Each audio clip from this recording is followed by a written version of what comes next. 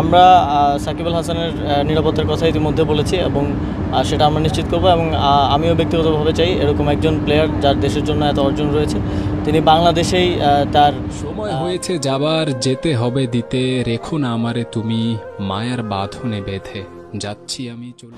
আসসালামু আলাইকুম সুপ্রিয় দর্শক বন্ধুরা, অবশেষে সাকিব আল হাসানের জন্য কিছুটা হলেও সুসংবাদ আসছে।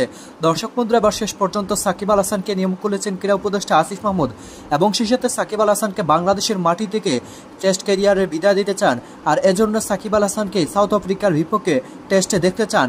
দর্শক বন্ধুরা, তবে শেষ পর্যন্ত ক্রীড়া উপদেষ্টা আসিফ মাহমুদ যদি এই সকল বিষয় নিয়ে পদক্ষেপ নেয় তাহলে শেষ পর্যন্ত সাকিব আল হাসানের দেশে ফেরা সহজ হবে। তো দর্শক বন্ধুরা, এবার শেষ সকল বিষয়গুলোকে কেন্দ্র করে আসিফ মাহমুদের সেই সকল কথাগুলো শুনে নেই এবং সেই সাথে শেষ পর্যন্ত কি সাকিব আল হাসান বাংলাদেশের মাটিতে আসতে পারবেন এবং সেই সাথে বাংলাদেশের মাটিতে এসে টেস্ট থেকে বিদায় নিতে পারবেন।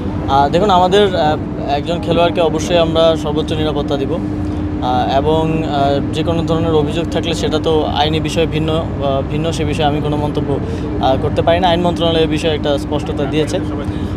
আমরা সাকিব আল হাসানের নিরাপত্তার কথা ইতিমধ্যে বলেছি এবং সেটা আমরা নিশ্চিত করব এবং আমিও ব্যক্তিগতভাবে চাই এরকম একজন প্লেয়ার যার দেশের জন্য এত অর্জন রয়েছে তিনি বাংলাদেশেই তার যেহেতু টেস্ট শেষ করতে চাচ্ছেন সে ফেয়ারওয়েলটা পাক, এটা আমার আশা থাকবে।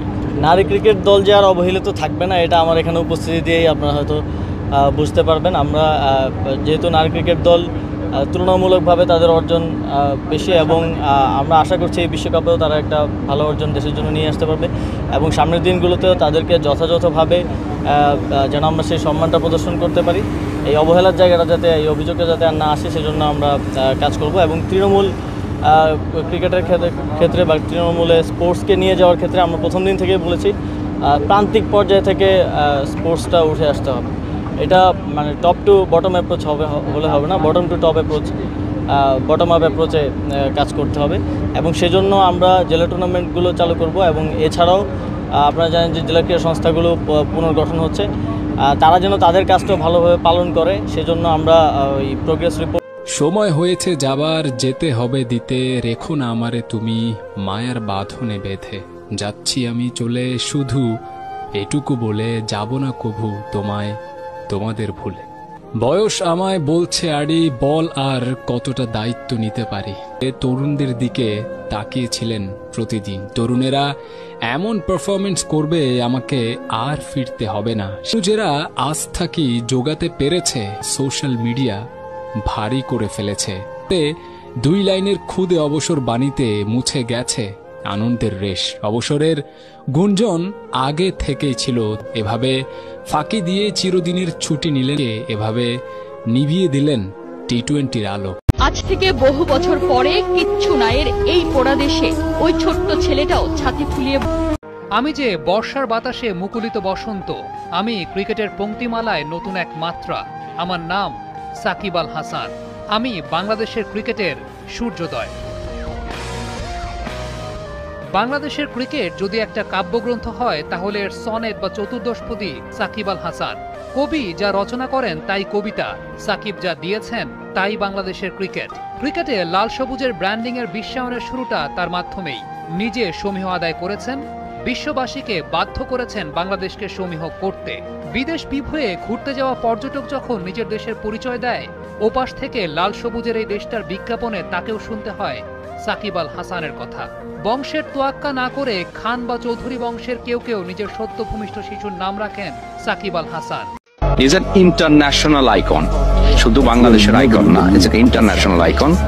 বাংলাদেশে কয়জন আছে যে ইন্টারন্যাশনাল আইকন স্ট্যাটাস হোল্ড করতে পারে? আমার মনে হয় ওর হাত দিয়ে এটা শুরু এবং আমার মনে হয় সামনের দিনে আরো অনেকে আসবে যারা তার ফুটস্টেপ ধরে যাবে, হয়তো ওকে ছাড়িয়ে যাবে আশা করি আমরা, but his name will always be there as the first.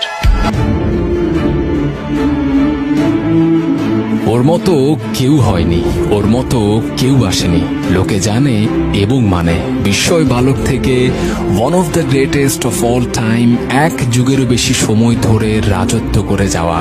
দর্শক, মাঠ, প্রতিপক্ষ সবার কাছেই ফেনোমেননের সিংহাসন ধরে রাখা সাকিবের পক্ষেই সম্ভব। কি করে তা করেন তিনি? আড়ালে আবডালে ওই প্রশ্নের উত্তর খুঁজতে খুঁজতে বেড়ে উঠেছে আরও একটা প্রজন্ম। বদলে গেছে প্রযুক্তি, ক্রিকেটের ধরন, ক্রিকেট চাহিদাও। শুধু এখনো মাঠ জুড়ে রয়ে গেছে একজন সাকিব আল হাসানের সাম্রাজ্য। একটা ক্ষেত্রে, মাত্র একটা ক্ষেত্রে আমরা একজনকে পেয়েছি যিনি বিশ্বের 1 নম্বর, তিনি হচ্ছেন সাকিব আল হাসান। আমরা ওর মর্যাদা বুঝি না। আমি সেন্ট কিটসে থাকি, আমাকে মিস্টার বাংলাদেশ হিসেবে কেন চিনে জানেন? আমাকে চিনে সাকিব আল হাসানের কারণে। সাকিব আল হাসান আমাদের গর্ব, এরকম সোনার রত্ন আর জন্মাবে না।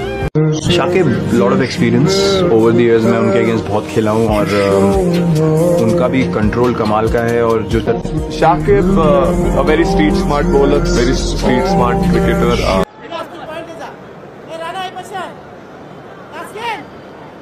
আমি যাচ্ছি চলে, কোনদিন হয়তো আসবো না, তবে যেটুকু নিয়ে গেল। তো দর্শক বন্ধুরা, আপনারা পুরো ভিডিও দেখে এবং সেই সাথে আসিফ মাহমুদের এই সকল কথাগুলো শুনে অবশ্যই বুঝতে পেরেছেন শেষ পর্যন্ত সাকিব আল হাসানের জন্য কিছুটা হলেও সার দেওয়ার ঘোষণা দিয়েছেন ক্রীড়া উপদেষ্টা আসিফ মাহমুদ। এবং সেই সাথে সাকিব আল হাসানের জন্য কিছুটা সার দেওয়া প্রয়োজন, কারণ সাকিব আল হাসান এক বিশ্বের মাত্র একজনই যিনি বিশ্বের নামি দামি অলরাউন্ডার, 1 নম্বর অলরাউন্ডার। তো দর্শক বন্ধুরা, আপনারা এই পুরো ভিডিও দেখে এবং সেই সাথে আসিফ মাহমুদের এই সকল কথাগুলো শুনে আপনারা কি বুঝতে পেরেছেন? তবে কি আসিফ মাহমুদ যদি প্রধান উপদেষ্টা ডাক্তার ইউনূসের সাথে কন্ট্যাক্ট করে ডাক্তার ইউনূসের নির্দেশে দেশে আসতে পারেন সাকিব আল হাসান, তবে সাকিব আল হাসান নিরাপদে দেশে এসে খেলে যেতে পারবেন এবং নিরাপদে তিনি অবসরে যেতে পারবেন। তো দর্শক বন্ধুরা, সব মিলিয়ে বলা যায় এখন ক্রীড়া উপদেষ্টা আসিফ মাহমুদ এই বিষয় নিয়ে যদি কিছুটা সচেতন এবং কিছুটা কাজ করেন তাহলে হয়তো সম্ভব হবে। তো দর্শক বন্ধুরা, সব মিলিয়ে এই বিষয়গুলো জেনে আপনাদের কাছে কি মনে হয়েছে অবশ্যই কমেন্ট করে জানিয়ে দিবেন। তো দর্শক বন্ধুরা, ভালো থাকুন, সুস্থ থাকুন, আল্লাহ হাফিজ, আসসালামু আলাইকুম ওয়া রাহমাতুল্লাহ।